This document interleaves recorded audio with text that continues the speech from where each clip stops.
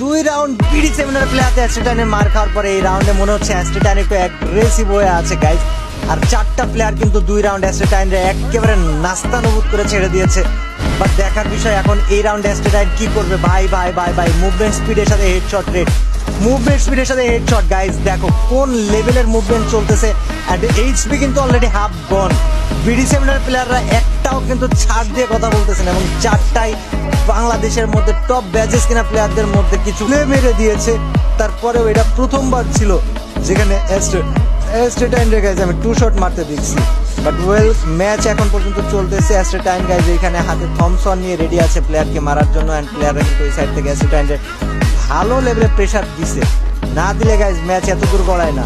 অপোজিটে দুইজন একসাথে সাইমন ভাই কি বলতেছি ভাই, একসাথে করে অ্যাটাক দিচ্ছে দুইজন এবং সেই ডাবল অ্যাটাক অ্যাস্ট্রেটাইন পারবে মারতে। পিছনে প্লেয়ার এসছে, ও না আওয়াজ শুনে থাকলে মার খেতে, ওকে আওয়াজ শুনতে পেয়েছে, দ্যাট ইজ ভেরি গুড। ওর মানে নজর আছে, যদি হিল করতেছিল আমি ভাবছি আওয়াজ শুনতে পাবে না, মারটা খেয়ে যাবে। বাট না গাইজ, নজর আছে।